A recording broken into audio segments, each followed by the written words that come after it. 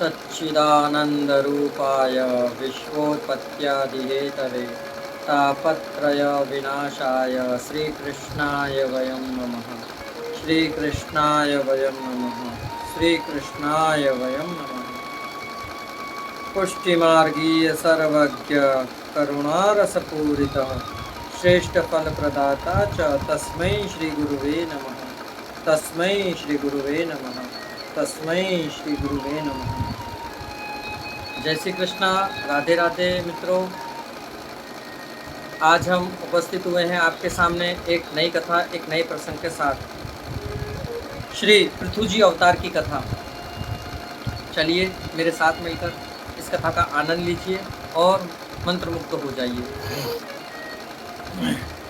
तो शुरू करते हैं। उससे पहले आपसे एक विनंती करना चाहेंगे, आपने यदि हमारे चैनल को सब्सक्राइब नहीं किया है तो सब्सक्राइब कर दीजिए और लाइक कर दीजिए और शेयर का बटन दबा दीजिए।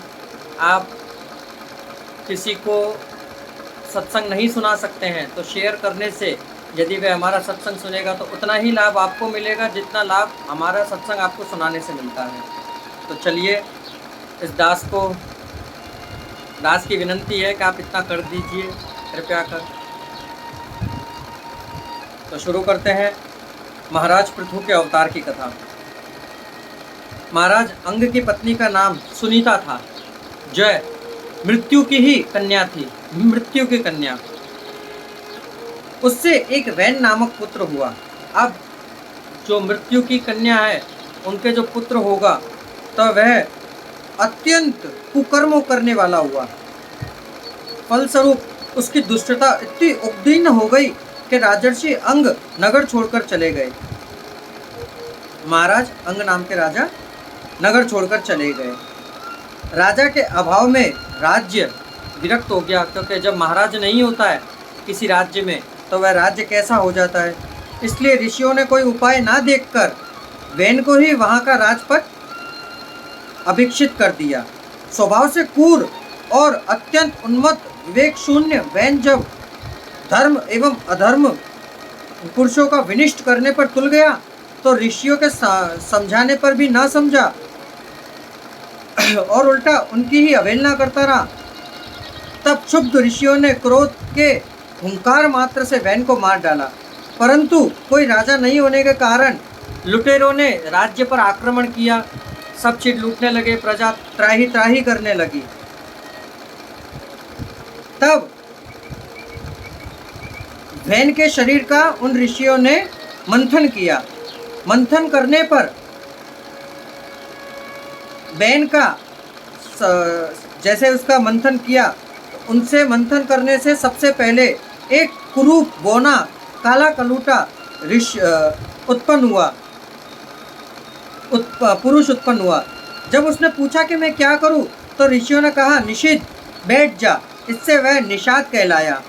फिर वह इनकी भुजाओं का मंथन किया तो एक स्त्री और पुरुष का जोड़ा प्रकट हुआ। ऋषियों ने पुरुष को पृथु एवं स्त्री को अर्ची नाम से संबोधित किया। ऋषियों ने पृथु के हस्त में कोई रेखा नहीं देखी और चरण में कमल चिन्ह देखे, हस्त में सुदर्शन चक्र देखा और अर्ची के स्वरूप में स्वयं साक्षात जगन्नाथ माता लक्ष्मी जी प्रकट हुई थी। सुंदर वस्त्र और आभूषणों से अलंकृत महाराज पृथु और उनकी पत्नी अर्ची, महाराज पृथु का विधिवत राज्याभिषेक हुआ और अलंकारों से सजी हुई अर्ची को साथ व दूसरे अग्निदेव के सुदृढ़ जान पड़ रहे थे। सब लोगों ने उन्हें तरह तरह के उपहार भेंट किए। वैन के अत्याचार से उत्पीड़ित पृथ्वी समस्त औषधियों को लेकर अपने अंदर छिप गई। पृथ्वी औषधि, अनाज, अन्न ये सब लेकर छिप गई थी। पृथु के अवतार लेने के बाद भी, महाराज पृथु के अवतार लेने के बाद भी वह प्रकट नहीं हुई। फिर कुछ समय बाद पृथ्वी गौ रूप धारण करके महाराज पृथु के सामने आई। प्रजाजनों का शरीर सूखकर कांटे हो गए थे। उन्होंने अपने स्वामी पृथु के पास आकर कहा। तब पृथु ने क्रोध में भरकर पृथ्वी को लक्षकण बाण चलाया।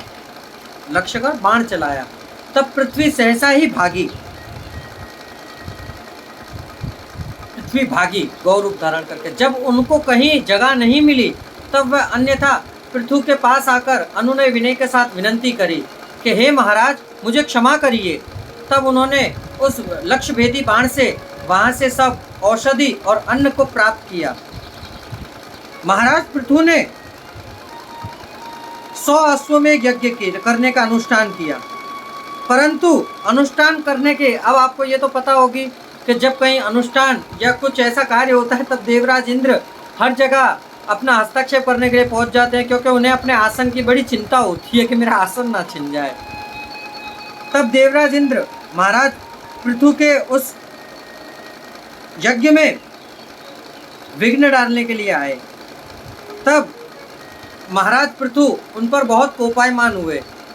फिर इंद्र अपने आसन छिन जाने के डर से भगवान ब्रह्मा जी भगवान विष्णु को साथ में लेकर वहां पधारे। पृथु ने जिस प्रकार भगवान के दर्शन किए उस प्रकार वे मंत्रमुग्ध हो गए। उनकी आंखों से अश्रु छलक गए, शरीर में रोमांच सा छा गया। आहा, क्या सुंदर छवि थी। एक हाथ में शंख, एक में चक्र, एक में गदा, एक में पद्म लेकर भगवान चतुर्भुज रूप में वहां उपस्थित हुए और पृथु को देखा। तब पृथु से भगवान ने कहा कि पृथु की निहाल हो गए प्रभु के दर्शन करके। तब प्रेमाश्रु शरीर में रोमांच सा उड़ गया, हृदय उमड़ सा गया। अत्यंत आनंद सागर यही था उस समय पृथु जी की अवस्था। उन्होंने हाथ जोड़कर भगवान की स्तुति की और भगवान ने पृथु के गुणों का सराहना करते हुए वर मांगने को कहा। तब पृथ्वी जी बोले, न कायमे नाथ तद्भजम कत्वच्चिन्नम यतम यत्र युच्चम चरणारम जावसम मत्या हृदम हृदयानुमच्चदत्ते विद्वसम करणायुमत्यशेम येव वरः।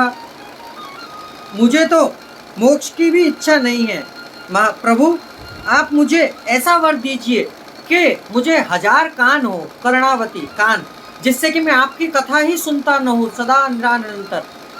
प्रभु उन्हें यह वरदान देकर अंतर ध्यान हो गए।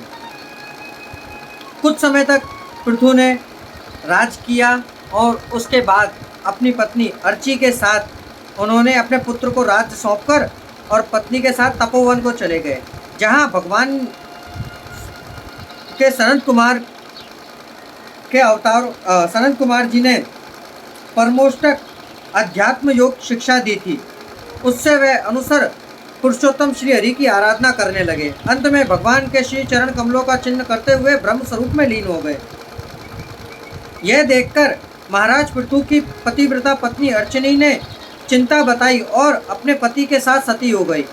परम साध्वी अर्ची को इस प्रकार अपने पति वीरवर पृथु का अनुगमन करते देख सहस्त्रों वरदायिनी देवियों ने अपने अपने पतियों के साथ स्तुति की और वहां देवताओं के बाजे बजने लगे। देवांगनाओं ने पुष्प वृष्टि की। रज्यतीतः राजाय स्वनामं सफलकृतं दुहोदं वसुधा बीजं तस्मै श्री पृथ्वे नमः। बस यहीं यह पृथु अवतार की कथा समाप्त करते हैं। कल एक नई कथा प्रारंभ करेंगे। तो आपको यह कथा कैसी लगी यह हमें कमेंट बॉक्स में करके अवश्य बताएं।